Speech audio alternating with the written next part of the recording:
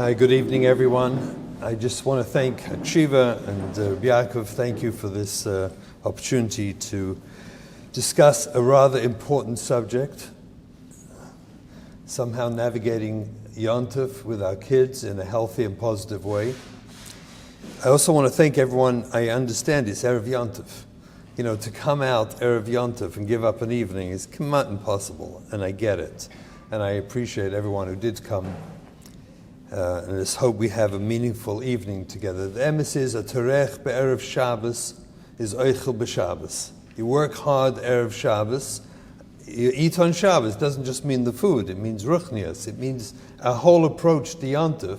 This is begeda terech be'erev Shabbos. This is it. And if we want to eat the peiros of our families having a geschmack Yom Tov together, so we have to be terech be'erev Shabbos. This is begeda terech be'erev Shabbos. We've got to put thought into, and not just fly with it and hope for the best, but put thought into the sugya of connecting our kids to a meaningful Shabbos or a meaningful Yom Tov. For us, Yom Tov, for most of us, Yom Tov is a gewaldige time. It's uplifting, it's meaningful, it's a time to reconnect, to restart. It's passionate a time of special relationship with Kudsha Bricha, and we look at it with trepidation. It's true, we're scared. It's the days of awe. It's awesome, it's frightening. But for us, it's also uplifting, it's meaningful, it's special, it's geschmack. It's also a time of tremendous stress. The stress, pashat, the energy-related stress. The energy, just pashat, the kaichas, to be able to relate to the tefillahs and the slichas and getting up early, the davening, the tanesim that will come our way, the cooking. Let's not forget about all the food preparation and the cooking. It's enormous energy-related stress. In addition to that, there's the financial stress. Right? No one, rarely comes to Yom Tov with enough money. Between the food and all the clothing, and then comes all the mitzvahs that we want to be involved in, behida. It's a tremendously stressful time. So on the one hand, we want to have this meaningful relationship where we can reconnect to HaKadosh Baruch Hu. And at the same time, we have to juggle the realities of life, that there's enormous stress. And the worst stress of all is none of the stuff we've talked about. It's the stress with the kids. That's the hardest stress. Because really we want them to experience what we have, what we experience with our looking forward, the dveikus and the simcha, and albeit it's hard work and it's costly, but we want that relationship with HaKadosh Baruch Hu. And there's nothing we want more for our children than they should have that relationship too. This is the goal of our lives, their Yiddish home. The stress related to trying to connect our children in a healthy way for many homes is absolutely the worst stress of all. Will they go to the davening? Will they get up for davening? When will they get up for davening? Did they hear Tekiyos? They did? They didn't? What happened? Are they shaykh to the whole sugya? Are they there by the sudas? The stress to find a way to connect the children in a way, because that's a family. That's what we do. We have children, and we want to reconnect them. We want to connect them to HaKadosh Baruch Hu. And in the effort to connect them, we can often make a mistake of disconnecting them, because we have so much energy and so much attention and so much focus, we can do the exact wrong thing and disconnect them. So what I want to talk tonight is really three things. The goal of it is that we should have a wonderful Yom Tov as a family, each of us.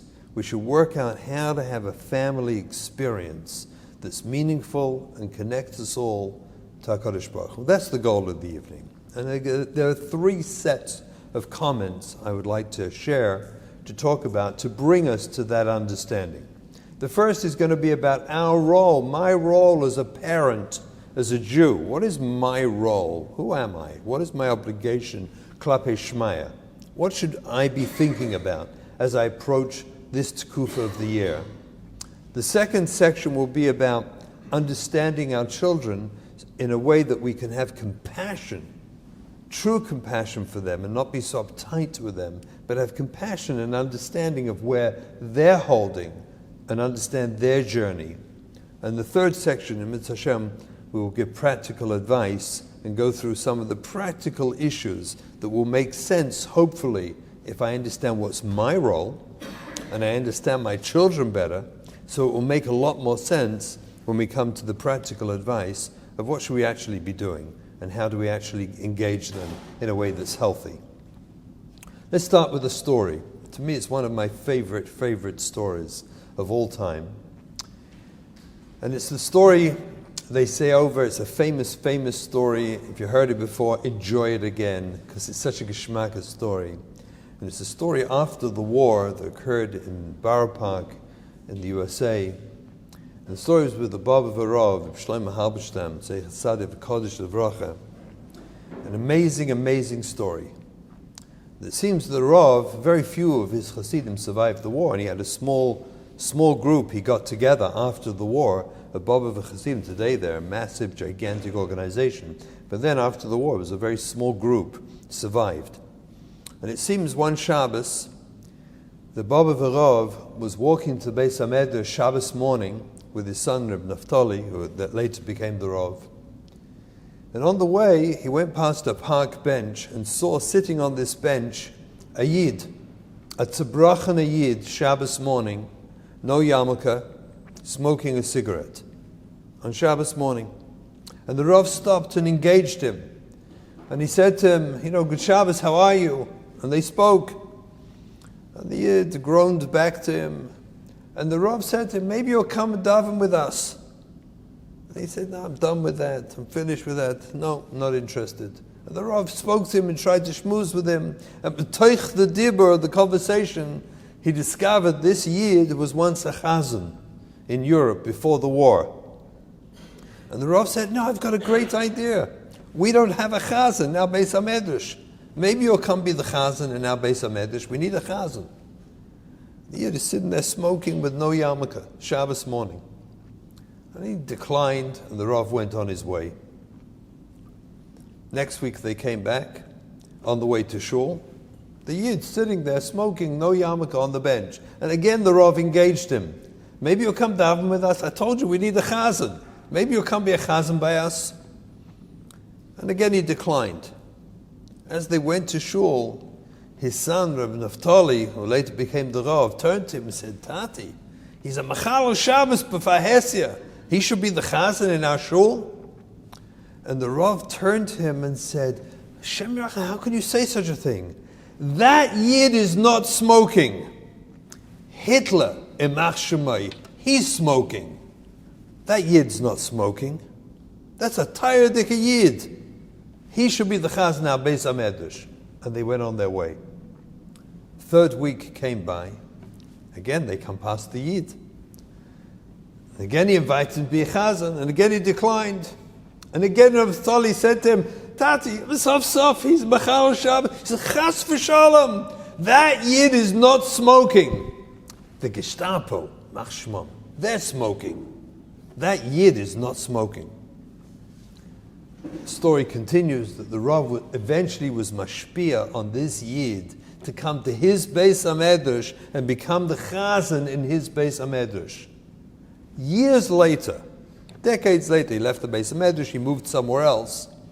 Many decades later, the Rav got an invitation to be Masada Kedushin for an Einikel, a grandson of this Yid.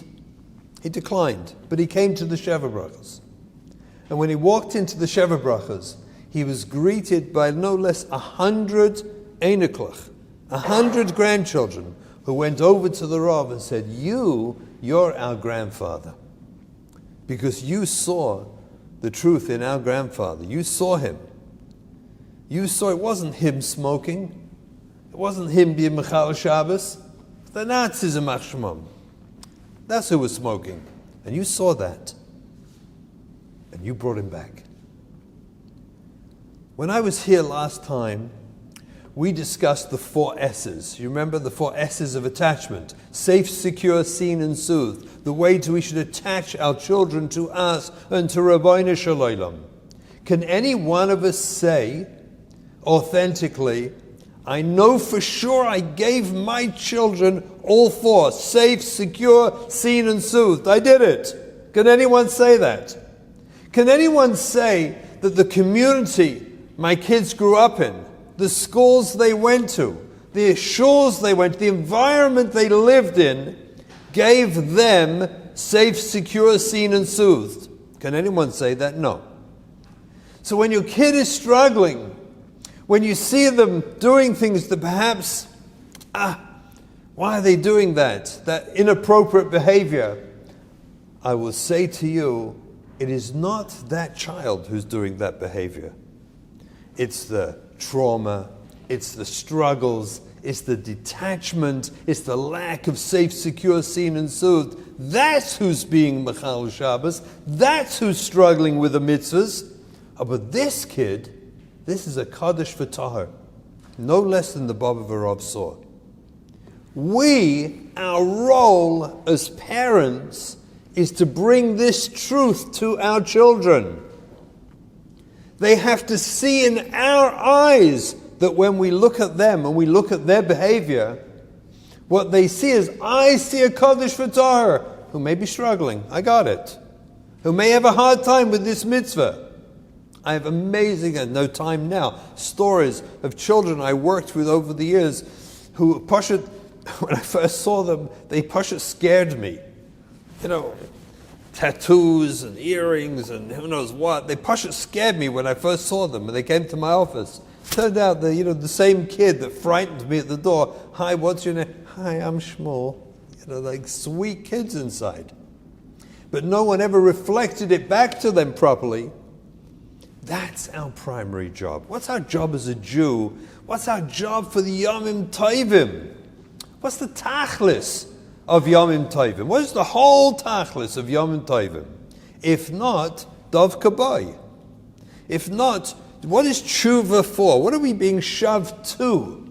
We're doing tshuva, right? The whole tkufa of tshuva. Tzlichas and tfilas and tkiyas and tanesim. It's all about tshuva, right? It's all about coming back to Rabbeinu Shalom. What does that mean, coming back? It means to the mitzvah, the primary mitzvah of Dov Kabay, which is the tachlis of Kol Torah Kulai. The whole tachlis is this mitzvah of Dov Kabay, that we should reconnect to Rabbeinu Shalom. We should have an authentic relationship with Rabbeinu Shalom. So what is our job as a parent, as a Jew in this tkufa for our children? If not, that we should be the ones to show them their connection to Kudsha Brichu. To show them that I see an authentic Jew. I see through the lack, of this problem, the sneers, or the davening, or the getting up late, or whatever your problems are. Not the being not tuned into the whole sugya, running away from the meals, falling asleep, not getting out of bed. I see through all that. I don't see that. That's the trauma, that's the struggles, they have to know when they look in my eyes, what they see is that I see an authentic Jew. Just as Rabbeinu Shalom sees us as authentic Jews, despite, let's be honest, what do we bring back to him compared to last year's Ne'ilah commitments? What are we bringing back to him this year? Are we really proud of where we are, of all the commitments we made? And yet HaKadosh Baruch Hu sees the truth. And he wants us to reattach. The Baba V'Rav saw it in a Yid where he wasn't distracted by all the externals. He saw the internal. He saw the real Yid. See, parenting, what is parenting? What is the real Yisod? What is the word concept of parenting? If not to provide attachment. We want to cause, we discussed it at length last time, connecting with our children, that they should feel attached to us. Why? As a Yid, why is that so important? And I contend it's so important because if a child will learn how to connect with me, their personal, private Av HaRachamon, then maybe they can transfer that experience when they mature and matriculate. They can transfer that to the Av HaRachamon. But if they don't have the dogma of an Av, an Aim HaRachamon, well, how are they going to transfer that? How are they going to trust Rabbeinu Shalom that he should? That's where they get it from. By observing our relationship to them. I've got news for you. It happens better when they defy you than when they don't. Think about it. Because when they defy you and you see through that and love them through the defiance, they know that you're seeing their essence. What does Chazal say? Al tistakel b'kankan el amasha b'soichai. Don't judge a book by its cover, which is what all our kids are craving, desperate for. That we should see their pneumius. And if we can just break through as a Jew, as a parent in this tkufa and see the pneumius, the heart and soul, and not see the Rav saw, the smoking yid on the thing, that's the Nazis, and this is trauma. This is their struggles and difficulties, but I see the real yid. They can transfer that halavai one day. It'll take years, okay. But one day, God willing, they'll transfer that to Rabbeinu Shalom. That's our job.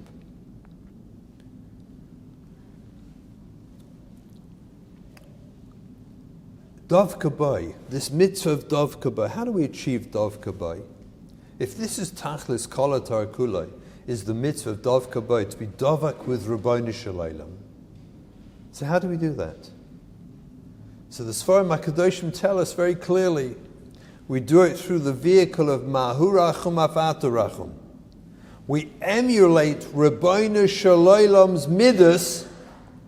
We analyze, understand, and internalize Rabbeinu Shalom's midas, and then we act that way to each other. Mahurachum Afaturachum. That's how you connect to Rabbeinu Shalom. It's a physical connection. It's by being medame your behavior to His. So we learn Hashem's midas. Shem Hashem kel rachum v'chanun. We have to learn to be merachim. Hashem Hashem loshen rachim, kel loshen din, rachum v'chanun. 2 more times rachamim. Rachamim twice, then din, then 2 more rachamims. It's always with rachamim, rachamim. We have to surround everything with rachamim. So what could be better for us? Think about it. It's amazing. It's marvel, actually. Once you get you change your head into this new place where forget, what's better? Here's a lomdus they discuss in the Sfarim. What's better for my avodas Hashem? Utilizing my good midas to serve Rabbeinu Shalom, or overcoming my bad midas to serve Rabbeinu Shalom? Which one is actually better? Which one brings me closer to Hashem? As Pashat, any Chacham would understand that overcoming your bad midas is a shtaka avodah in terms of avodas Hashem than just simply using the gifts Hashem gave you, your good midas. It's Pashat like that. Well, in the same vein, when your kids are difficult, shall we say, because this drasha, let's face it, is not about what we call the APKs. You know what APKs are? Autopilot kids. Basically, they're born, you put the battery in the back, you flitch and they come right out, the best seminary, the best yeshivas, get married. I used to say in America, they go to BJJ, they go to Brisk, they end up in Lakewood, and everything's fine. That's APKs. What's all the rest? The non-APKs. That's this drasha. They're the ones you put the battery in the back, you barely switch it on, and it goes over there.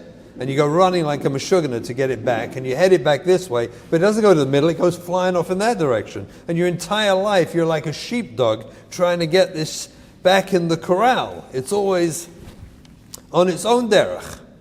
That's non-APK, that's what this is about. So I contend like this. In terms of my personal avodah, me as a parent, me as an Eved Hashem, me as a Jew, in terms of my relationship to HaKadosh Baruch Hu in this tkufa of Yomim Noraim, of my effort to be Dov Kabbai, to connect to Kadosh Baruch Hu through Mahu Rachum Afaturachum, where do I need more Rachamim?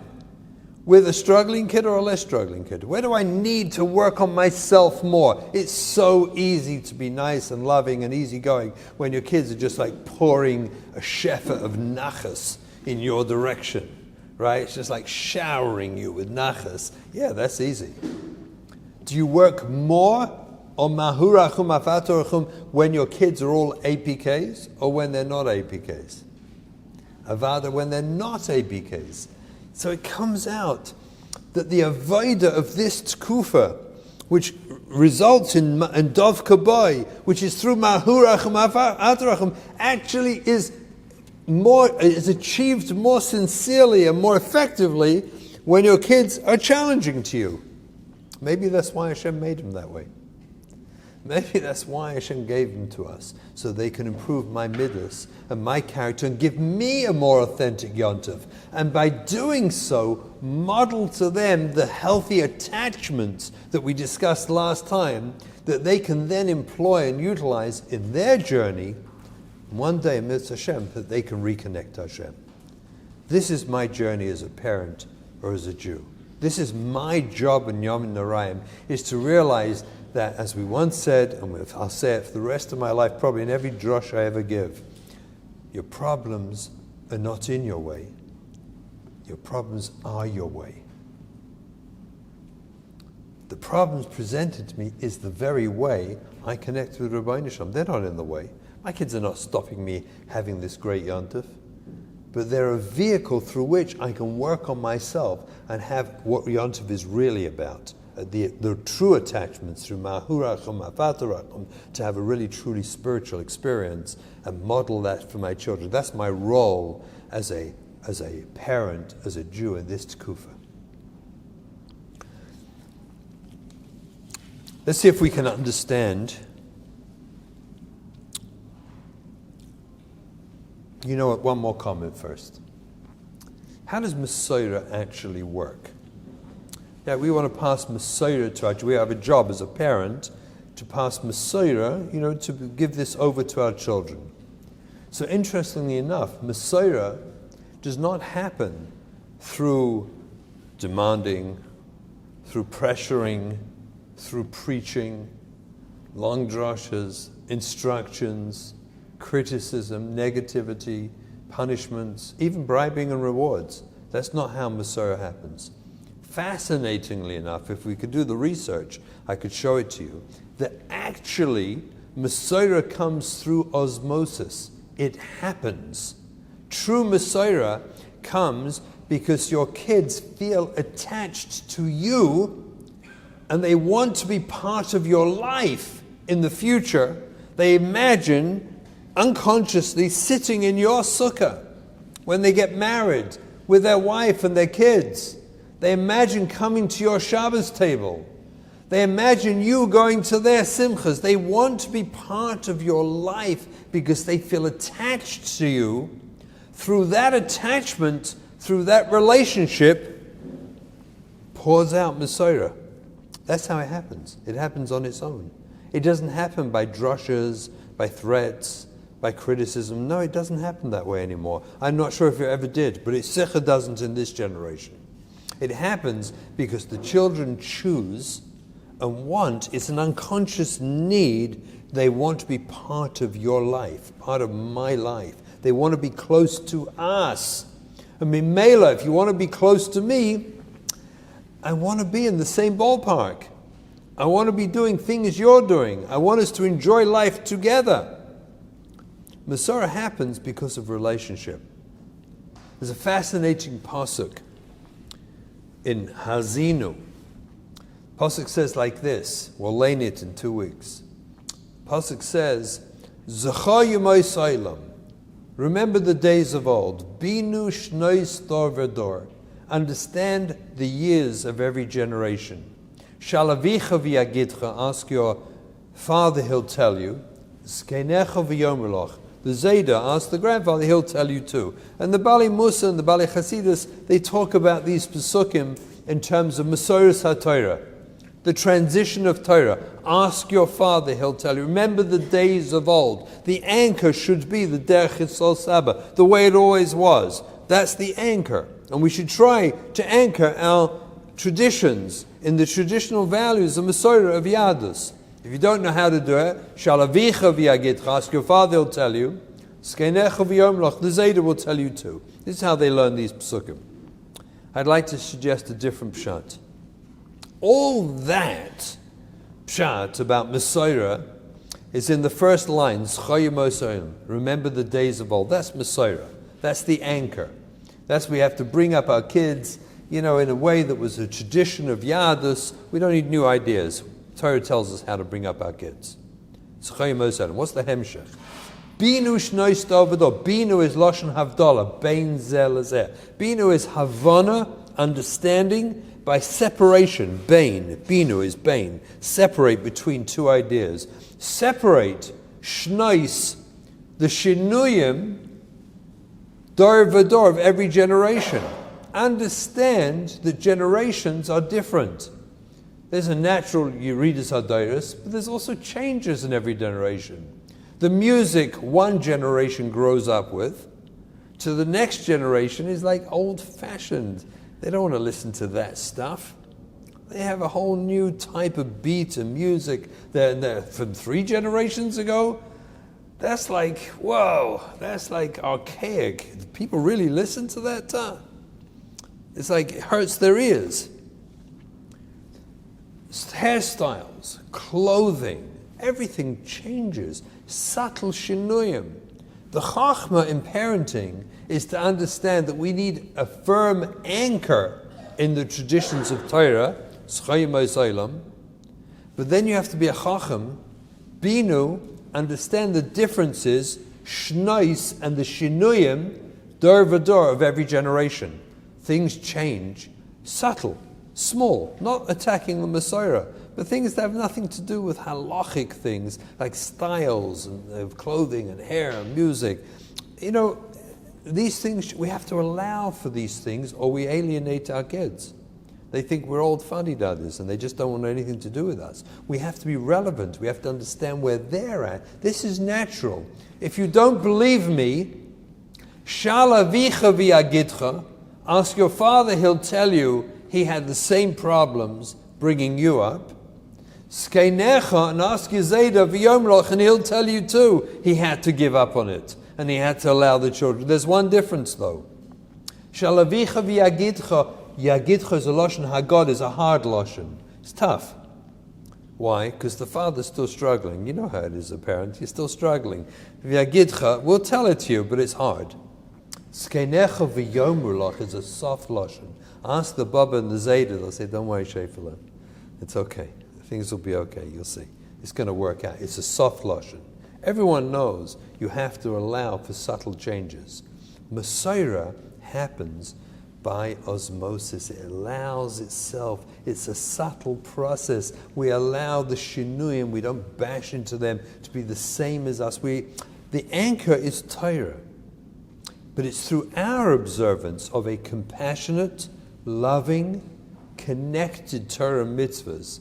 It's that compassion that connects our kids to us, and allowing them the subtle shinuyim, the little changes, frees it all to flow into them so they can grow up to be who they're going to be and fulfill their destiny and be connected. This is our first job, is to understand this as a parent, and as a Jew. This is my job. This is why I have kids.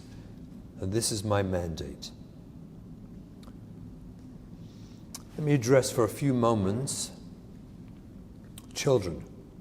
See, most of us have horribly unrealistic expectations and understanding of children. For most of us, if Lu Yitzuya, they're in this group, people who actually were pretty good kids, who did kind of well and grew up and were more or less disciplined and behaved well and just grew up. I imagine there's some in this group. It wouldn't surprise me, right? The entire group here is not the group of people who are all struggling every 2 minutes, right? That is the hardest. It's much easier when you were that kind of parent. I always tell the teachers in school, like, hands up anyone who's half off the derech.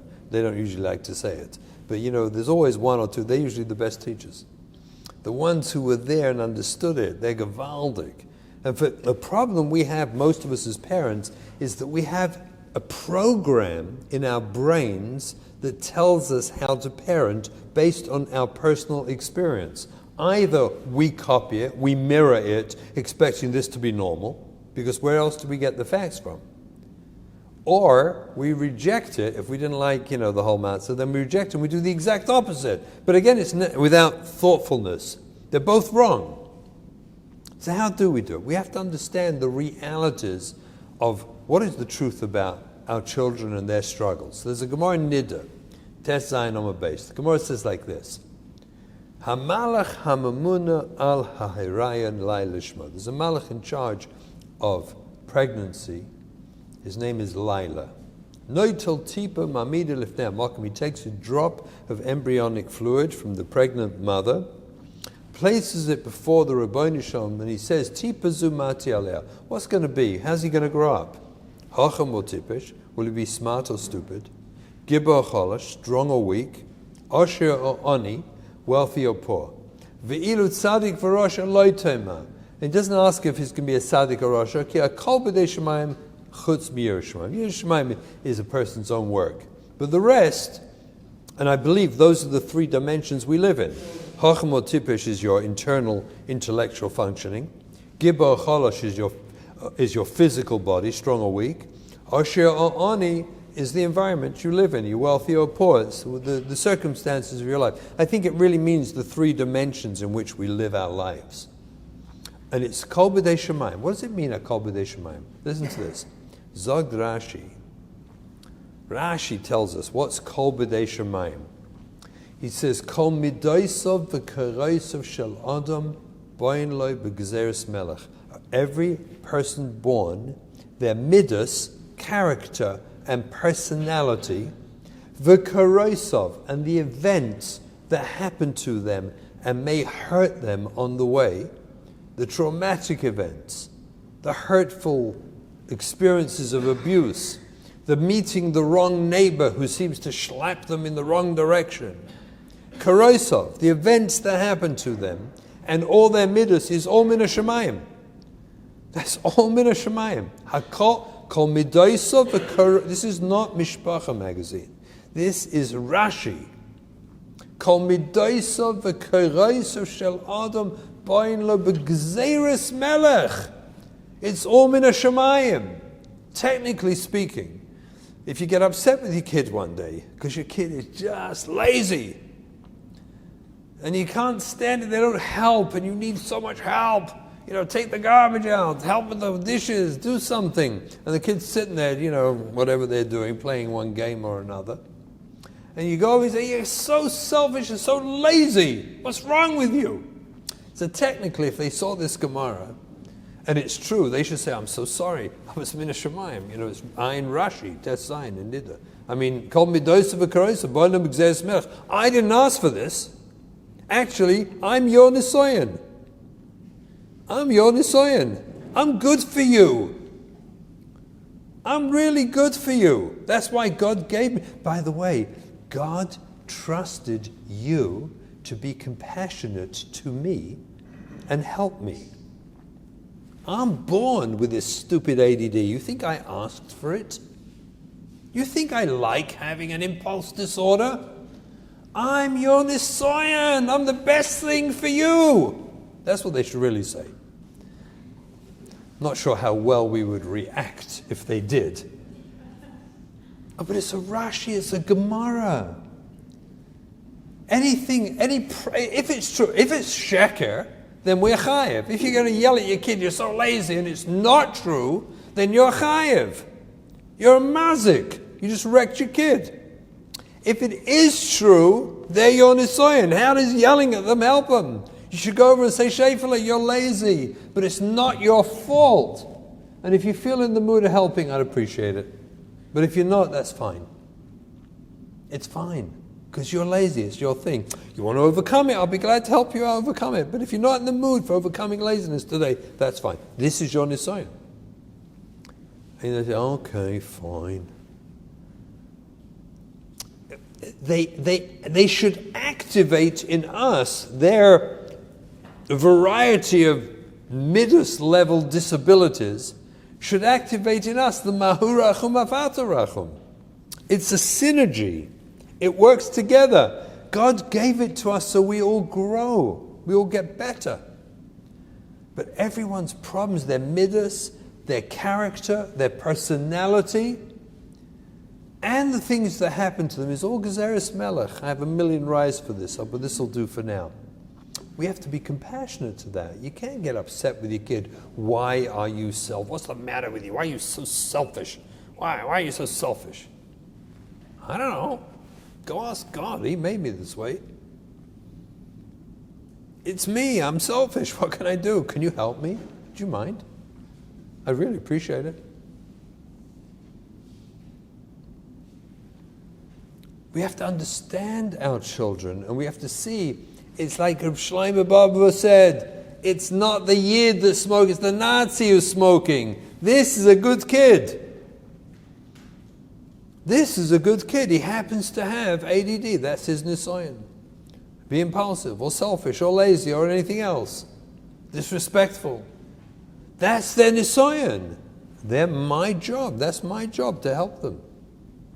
We have to be realistic about our children and not expect like they should all be these perfect. No one's perfect. No one's born perfect. No one is perfect. No one leaves the world perfect. It's the process of life. And when better during this stressful Yom Noraim to remind ourselves of this truth so that we can approach our kids with compassion and they can feel our sensitivity towards them. Halavai, halavai, halavai. There's a Chasam Sofer, an amazing, amazing Chasam Sofer, on a pasuk in Koheles. The pasuk says like this: Eilecha eretz shemalkecha nar v'sorecha b'boki yochelu. I'll translate it. Eilecha eretz, oy vey for the country, shemalkecha nar, whose king is a child, v'sorecha, and the ministers, b'boki yochelu, eat breakfast. I'm just translating literally. A very strange pasuk. What is the pshat in this pasuk? It's the Chasam Sofer. Let me see if I can read it to you, if I have it. Yeah. So the Chasam Sofer says a fantastic thing on this pasuk. He says like this. You know what? Let me just say it out so I'll explain to you. Well, let me explain. He says, Oy vey for the country whose king is a nar. Oy vey goes on the second part, whose ministers eat breakfast. It means like this: Oy vey, if a country's king is young, oy vey, because the ministers eat breakfast. We'll see what it means. And he explains like this. It's impossible that it's oy vey if a king is a nar, because Shlomo HaMelech was the king at 14, and he was a great bracha for Klal Yisrael. So you can't say oy vey for a country whose king is a nar, because he himself was a nar at 14, and it was a wonderful thing for the country.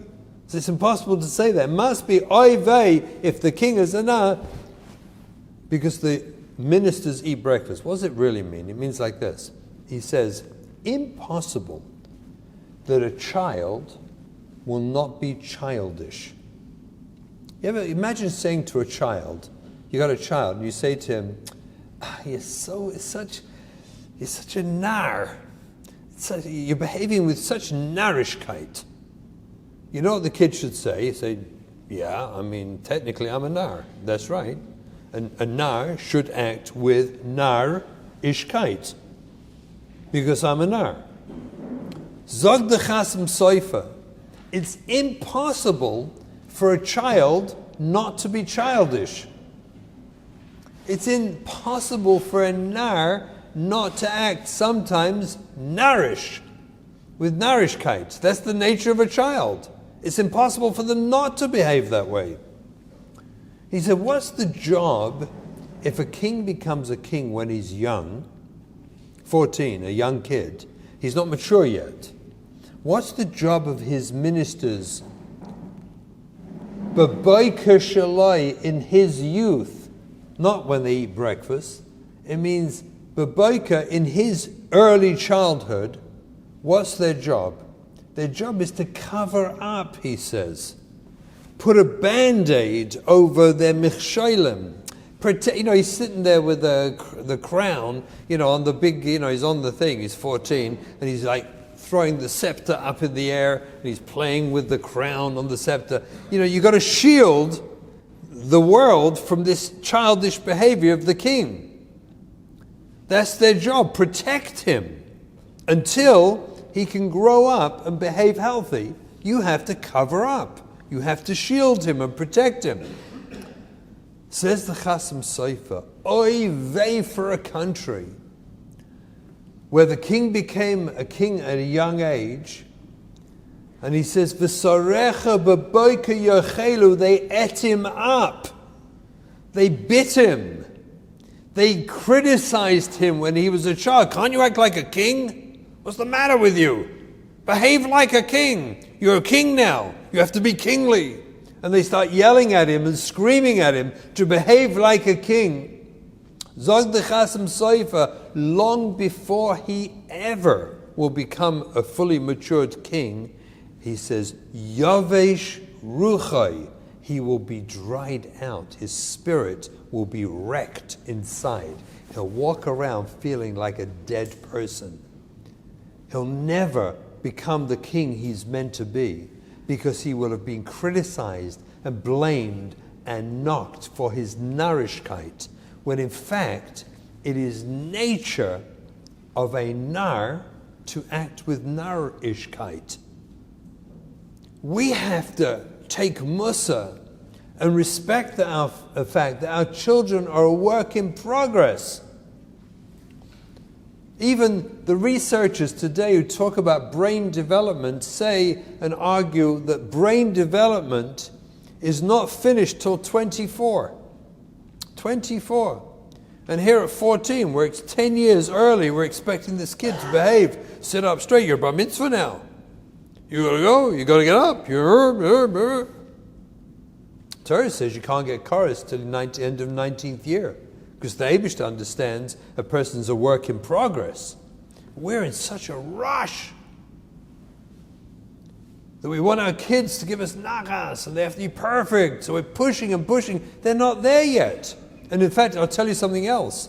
In this day and age, there's a lot of research that connects, university research, that connects maturity to age life expectancy. And it's been done time and time again to show that as life expectancy is getting older, people are living older, maturity is lagging. Many, many years ago, I remember they used to talk about girls going to seminary in America, girls from America coming here to seminary after high school. It's like finishing, it was the finishing year. Polish them off, get them ripe for marriage. It's like a maturing, final maturing. Today, the nusach for most of them is my year off. The girls look at it as my year off, leave me alone. And the whole thing is, how do I get like a really frum but non-academic seminary?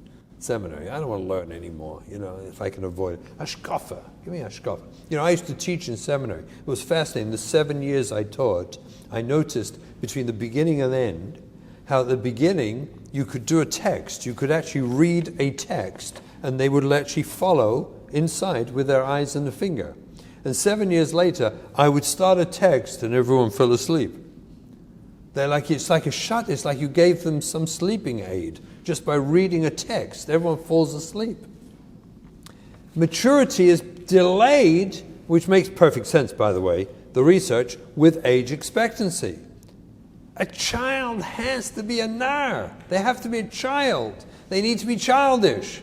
It is our job, slowly but surely, to help them mature. And that maturity is a long, long process.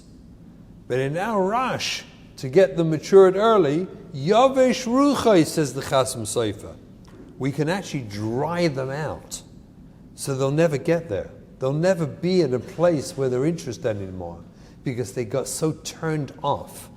They got so dried out by unrealistic expectations that were just not appropriate for where their age and maturity level was. So they were doing it because they were forced to, until they don't anymore, because they don't want it, because they hate it. Our job is to let them be childish. Let them be patient. Be a role model. Connect with them. Do the mahu rachum afata rachum with our children until they will grow up. And they do, somewhere in the late 30s. It's not a long time to wait. It's not a long time to wait.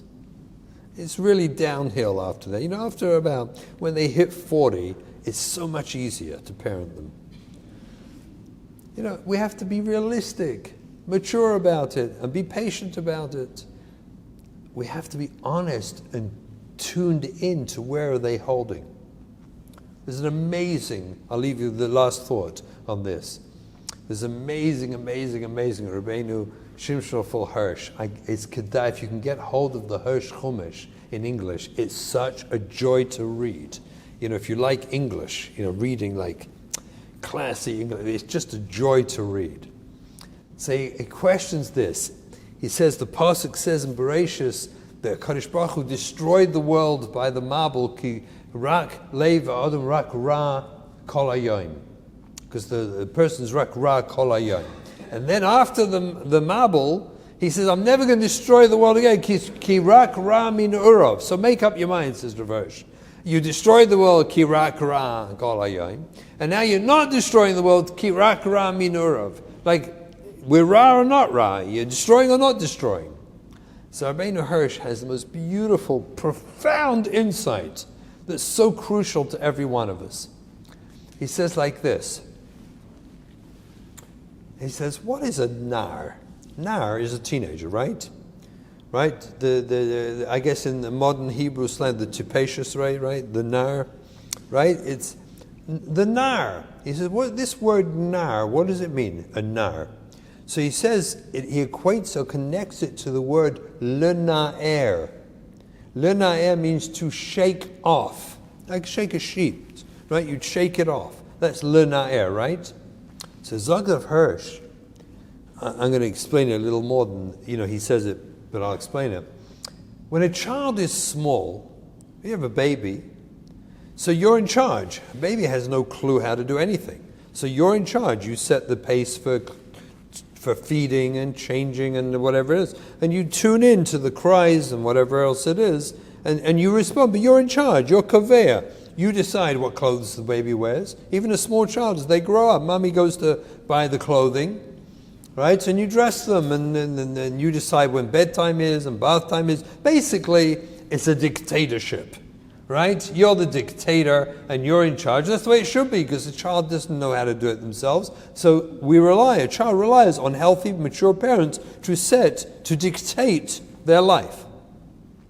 Halavai, by the time they're 18, 19, 20 and they leave home and get married, halavai, they will be self-determining. They'll have matriculated and they will decide to make basically all decisions for themselves. Of course, what's negate to you, you have power of veto. But nevertheless, you don't want to be buying their clothes when they're 19, 20. You don't want to make choices for them at that age. You want them to do it themselves. And you hope that you've taught them how to do it. This transition from dictatorship to what's essentially more or less a democracy, where they have a right and a say in their own lives, of course with a certain veto from a parent, but basically they're independent, people. How does that happen? Zogdav Hirsch, the children are lena'er, they shake us off. That's a nar. A nar is up and down. You know what teenagers are like. Every 2 minutes, look at any two girls. 1 minute they're best friends, the next minute they hate each other and they're crying their head off. And the worst thing to do is get involved, because the next day they're best friends again. So you dare not say a word. It's a whole volatility with the hormones and life and growth and development. They're like 2-year-olds in a big body, right? They're just totally nuts, going through their up and down craziness. That process is called narus. And says Rav Hirsch that Hashem is saying to the world, if your rebellion would be rak ra kol hayom, I'll destroy you. But if your rebellion is rak ra min urav, you're immature. Talking to adults. You're immature, you're not developed. You're working on your dveikus, you're working on your yadus. But your rebellion is not because you're doing to rebel against me. You're just not developed. That'll never destroy the world. Narus is a natural process. See, wise parents hold the other end of the sheet. So they hold one end, you hold the other, and you shake together. In other words, we shake ourselves off. We allow ourselves to be shaken off. And we do it as a collaborative process. And then our kids can grow up without being dried out. We have to see their self-determination as part of their maturity, as part of their development, and guide them. I don't mind. You want to make a mistake, make a mistake. I'm sure you think you're right. And if I'm right and you're wrong, you'll learn from it. I'd rather you learn from the experience than you hate me while I strangle you to do what I decide is right. So yes, I'll tell you what I think is right. I'm not shy. I'll tell you what I think is right and wrong, but I will give it over to you to decide what you're actually going to do. I'm not going to force you. And you see right away they get like scared, They're kind of used to us forcing them. Because we've got to shift the process over to them. So the second thing, if we're going to get through these Yomim Narayim, this Tkufa, well, with all the stress involved, is to be honest about our children. They're a work in progress.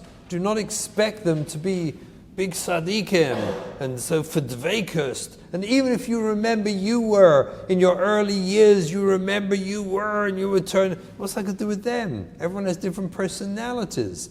They're different. We're all born with different. Like we said from the Gemara Nida, midas and personality. There's no shaykhus what I was to them. So that's the second thing. Have realistic understanding of your children. Allow them to be children. Allow them to grow up. It's not all about this Yom Tov. It's about their whole life. What they miss now, they get next year, they get the year after. Don't worry about it. It's not so crucial and terrifying. They'll miss tekiyas. And we learn the chazals and we're terrified. Does he really hear all the tekiyah? You can't become we're all suddenly briskers, when it comes to tekiyas and terrified for our children. Allow them to be children.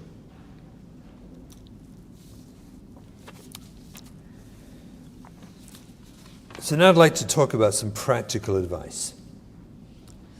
Practical advice. And we're talking now about, based on what I've said till now, about our challenging children.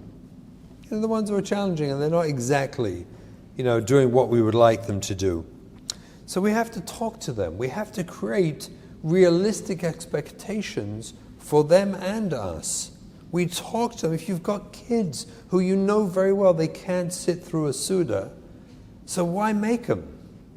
How about, instead of the tension, will they, won't they, and this whole background struggle of trying to get them to sit through the Suda, how about we just go and talk to them before Yom Tov and say to them, I know it's hard for you. Can we work on this together? What could we do to make the Sudas more comfortable to you? How can we do? Is there anything that you would like better? The Suda? Because sof goes sof, I'm in. I already got the Messiah. I'm already doing what I'm meant to do. I want to help them do it. So the number one eitzah which we seem to mess up in is go talk to them before Yom Tov. Don't wait till there's a crisis or a problem. Discuss with them well in advance about Yom Tov, about attendance at shul, and about sitting at the meals and what's realistic expectations for you, and how can we make it easier for you. Talk to them about Chol Hamoed long before. You don't talk about Chol Hamoed the night after Motzi Yom Tov, when everyone's tense like anything about what we're going to do. We should be discussing it already. What would you like to do, Chol Hamoed?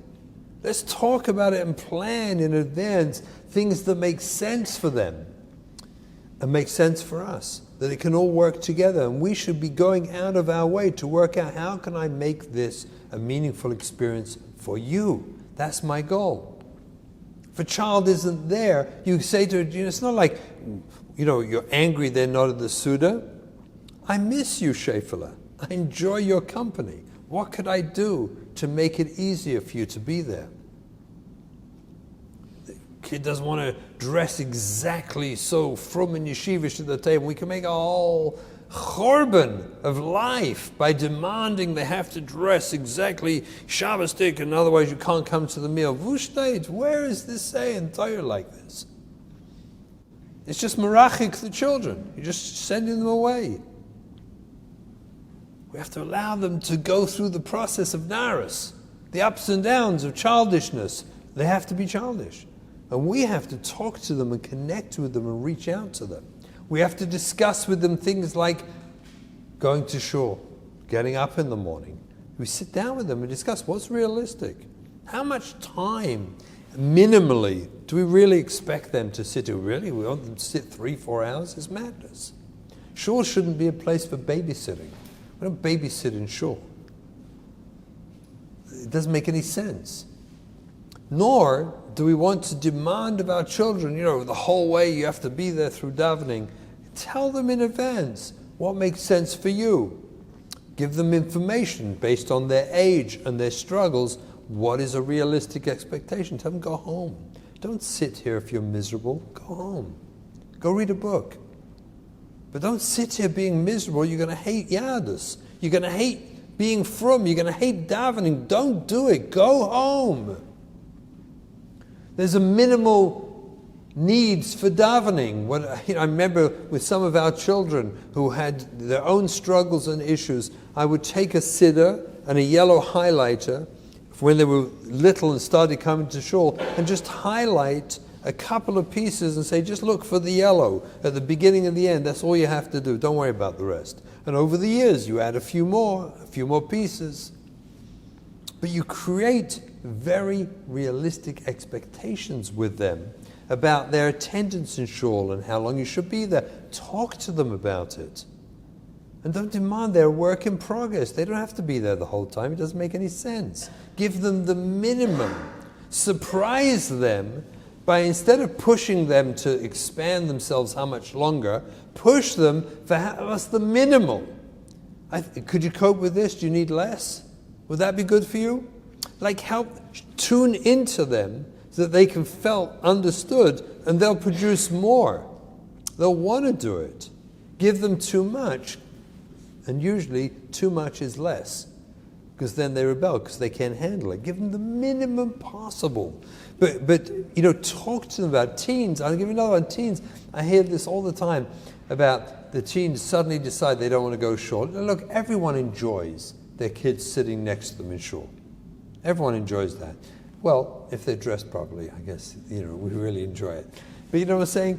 But ideally, we would love our kids to be dressed appropriately, and there's always some kid, usually a neighbor has some little tzaddik or tzaddikus. They're 5 years old, and they're there at the beginning of davening, shuckling the whole way through, davening out loud, and everyone else eats their hearts out, because this one, he just came back like that. That's the way they came back. I'll have a different nisoyon. This is not their nisoyon. But we have to be realistic. If they don't want to sit with you, don't.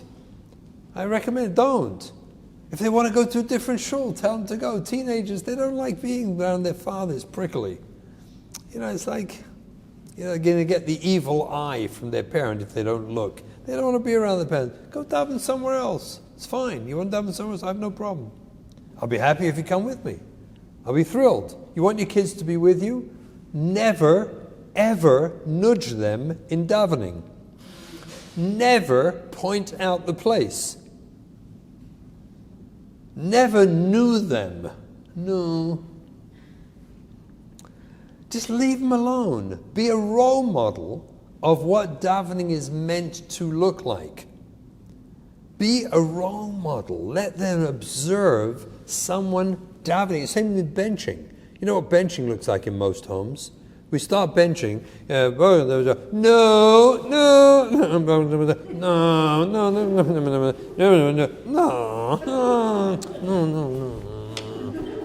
Like, benching is a weird thing in most homes. It's like a strange ritual. I never saw this news in the middle of my benching. It's so much more effective to simply bench like a mensch. Just do it. Do the real thing. Just do a dveikus stika benching and let the kids observe that. And do a dveikus stika tefillah. Don't know them. You want your kids to be with you, don't know them. Don't demand of them nothing. They can sit there, and if they sit there bored, when you can, you say, go home, Shafla, go read, come back later. Come back later, it's fine. Or don't come back later. Whatever's good for you. It's good for me. You have to have minimal expectations. Tune into them and be a role model. They're much more likely to want to be with you in shul. But don't nudge them, whatever you do. It's yatzaschar befsedo. You think you've done something good, you haven't. You distance them. What are you trying to do? Get them to daven. Why? To be close to God. And what did you do? Drove them away from Him. Think about it. It's mad. It's pashut mad. And we all know that's true. What's in the way? Ego. We know that. That's a different drasha.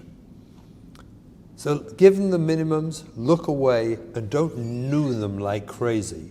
And allow them to be there. And when you come home, and you find, we had one of our kids, I think for years, how many, 3 years? I wake him up Shabbos morning, Shabbos ta, I'm going to shul now, see you in shul. Yeah, I'll see you in shul. Nechte getog, never came to shul. I come home from shul, never turned up, sitting there drinking coffee, schmoozing. And you don't say, did you wash negavasa? Did you daven? Did you put on sitters? You say, good Shabbos, Shefala, and you give him a big hug. And you ignore the whole thing. And you act like a person who is for dveikus. You are. You are connected, and they watch that, and they admire that, and eventually they can become that. It's not guaranteed. It's not guaranteed. But it's much more likely than if you think you're newing your kids into dveikus. You're not. You're not.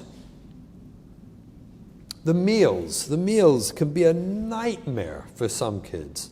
For some fathers, this is their moment when they always fancied they should have been Mashgiach and Ponovich and didn't quite make it. They don't know why. But this is my opportunity to prove I could have been. And they start with the ganze drasha. It's a miracle they don't stand up with the stender, the whole thing. It doesn't make any sense. First of all, most of this stuff, it's like the brain turns off the moment you start. The moment you start talking, the brain, there's unbelievable, listen to this. See, what we do, we changed our system years ago for our kids to the power of the SMV. The power of the SMV. The SMV is the short, meaningful vort. Ideally 2 minutes, right? Is that the 2-minute rule? 2 minutes or less, ideally. It takes, by the way, much more work to prepare a 2-minute vort than it does to give a drasha. 2-minute meaning, listen to this research. You won't believe this, but this is a fact. You can find this, I'll quote it, so you can find this online. This is a research done on first-year undergraduate chemistry students. By the way, I don't think anyone signs up for chemistry unless you want to. There's no such thing as a prereq. You have to do chemistry, right? If you want to do chemistry, you do it. If you don't, you don't. So anyone first-year undergraduate chemistry student is a student in college who chose to do chemistry, right? This study was done on these students. It was done by Bunce, Flens, and Niels in 2010. The study's title was How Long Can Students Pay Attention in Class? A Study of Student Attention Decline, the Journal of Chemical Education, Volume 87, page 1438 to 1443. You can look it up. And this is what it quotes in this study, this research. You won't believe this. The researchers observed that the most frequent reported length of attention lapse was 1 minute or less, suggesting the very short breaks in attention are more common than longer breaks. And it then continues to say, the researchers observed a pattern in which the first spike in reported attention lapses occurred just 30 seconds into a lecture segment.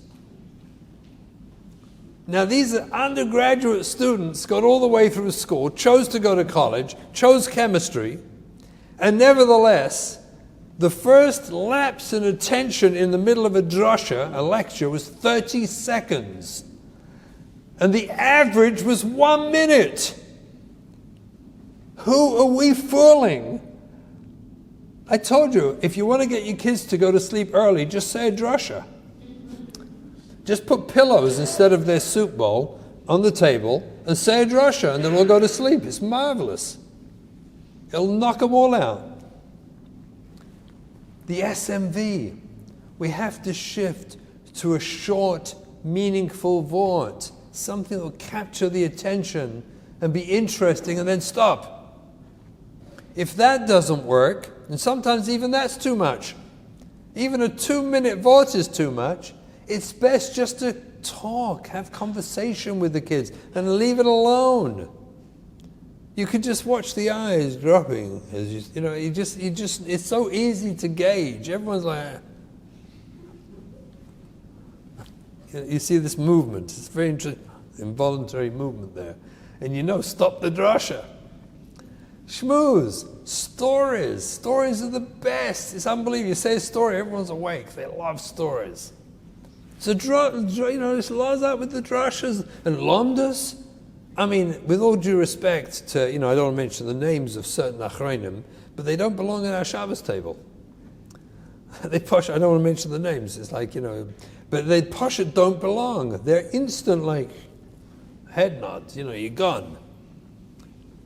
If you're going to say anything, it's got to be uplifting. It's got to be meaningful. It's got to be geschmack. Preferably a story is best. Just drop the rest. Doesn't make any sense. Try and engage the children in conversation. But let's let go of this. We're going to use this ma'amad here to get all the hashkafas Auditorium that my kids are lacking. We're going to lace it into them tonight. Captive audience here. We're going to get it into them. I'll tell you another one, by the way.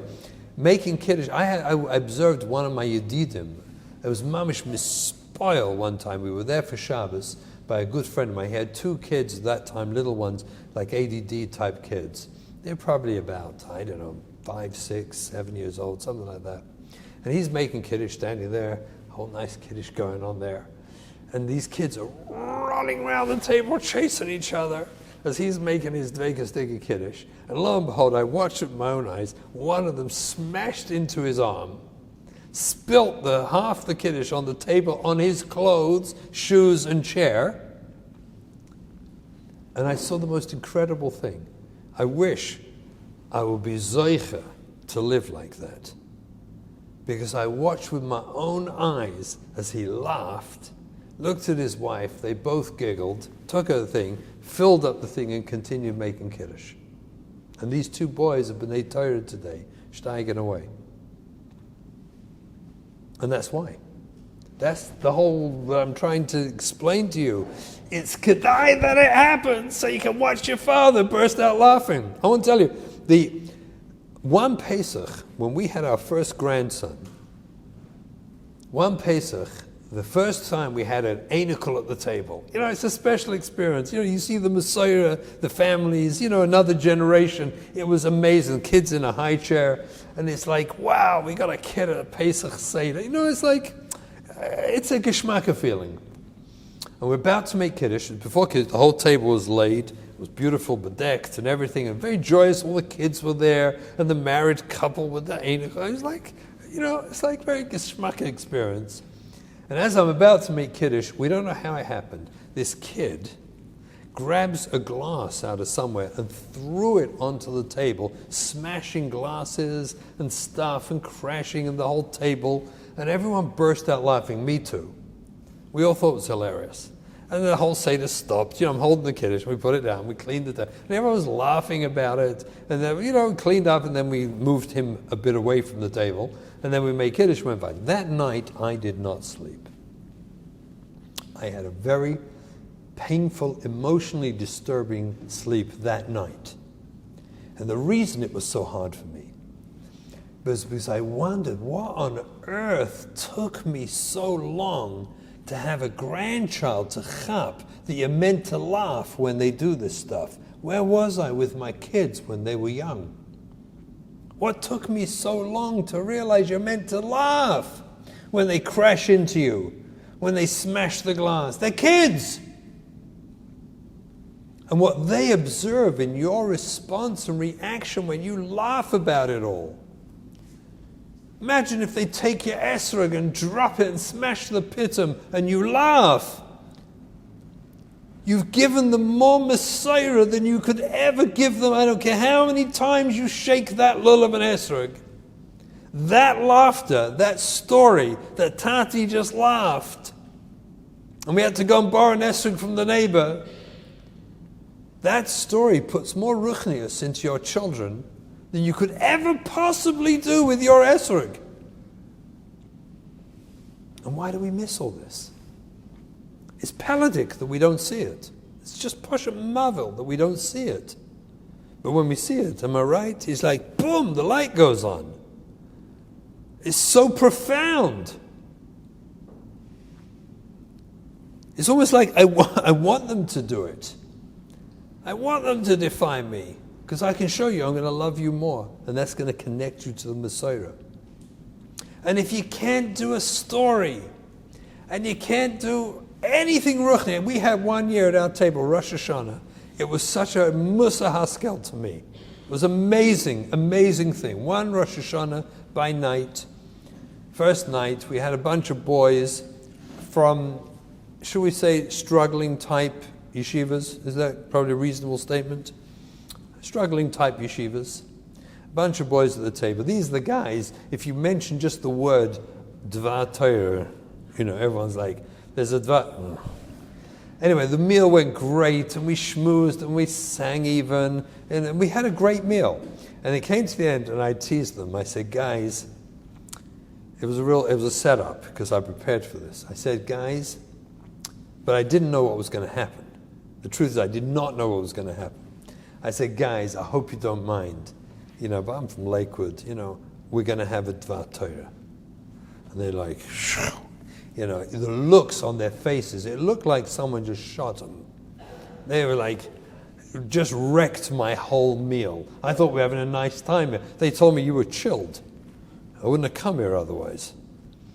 And I said, guys, it's going to be good, you'll see. This is not going to be a Dvar Torah like you ever heard before. Yeah, and I'm getting their interest. I built it up a little bit. You'll see, this is going to be a Dvar Torah you guys are going to enjoy like amazing. And they're looking at each other, all right, let's try them out, let's see, we'll see. And I said, you got to listen carefully because it's going to be over in 10 seconds.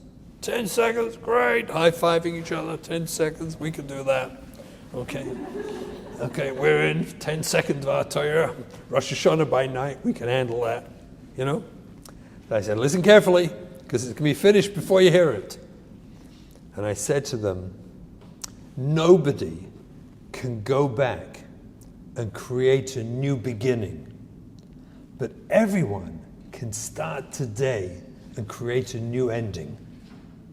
That's it. These guys erupted. I'm not kidding, high-fiving, cheering. They said it's the best Dvar Torah they've ever heard in their lives. This is, wow, I wish I'd heard Dvar Torah like this. This is a Dvar Torah. This is the real deal. And the conversation then they got into with me for, I don't know how long it went. It went for ages, this incredible conversation about the whole idea that no one can go back and create a new beginning. What was, let it go. But everyone can start today and create a new ending. And they were so pumped and excited about it. Sometimes just an inspirational saying, well prepared, well timed, and well delivered, is worth more than all the possible divrei Torah you could bring with all the lamdas and the stories and everything else, because it reaches them and it's relevant to them and it lifts them. We're in two, and I'm fulfilling my job, which is Dov Kabod, connect them to God. So it all comes together by me understanding what's my true role in Yom Tov, which is to connect to God. Understanding that my way of connecting my children is through my relationship with them, through my love and my kindness, and that comes better when they defy me than when they comply. and making it relevant to them. Talk to them, tune into their needs. Make Yom Tov. I've already got Yom Tov. I'm already from Jew. I'm doing just fine. Thank you very much. I mean, more or less, needs some improvement, versteht sich. But relatively, I'm doing okay. They're the ones who need it. They're the ones I should make it relevant to them. Tune into them. Do the mahurachum, afatarachum. Be a role model of a person they would want to be when they grow up. You will have connected them to Ribono Shel Olam. This is what Hashem wants of us through this Yom Tov experience. So if we could just grasp it, understand it, internalize it, and live it, I believe we can have the most amazing, uplifting Yom Tov. That Mitzvah Hashem will bring us all close to Ribono Shel Olam, and we should all have Hakshiva Auditorium, a good gebencht yor, and we should enjoy it. Oh, one last thing, I'm sorry. And here's it's unbelievable, how could I forget it? What's the most important thing that we have to remember? If none of the rest of this Josh you remember, but this you got to remember. Smile. Can you smile? Can you just smile at your kids? Can we not walk into the house seeing them dressed this way or that way, or like they did come, they didn't come, they did come to davening, they did hither together, and we walk in like miserable? I mean, come on, let's grow up. Give them a smile. Walk in and show them you love them. It doesn't matter. Because that loving smile, dafka, when whatever they've been doing wasn't exactly with the program, that loving smile, that's the Baba V'Rov. That's the smile that says, I see you. I want you to be the Chazan. You, Mechal Shabbos, you're not Mechal Shabbos. I want you in my Beit Shemesh. I want you to be the Chazan. Imagine if we could be like the Rav was, and we could smile at our children and show them, I see through all the external traumas and struggles, all the package, all your problems, I see through it all. I see you. And that's something worth smiling about. That makes me smile when I see you. Gift your children your smile. Make them see that you love them. And with that, we'll have taka, an emistik, a Yom Tov, a true Hakshiva Auditorium, a good gebencht yor. Thank you so much for coming out.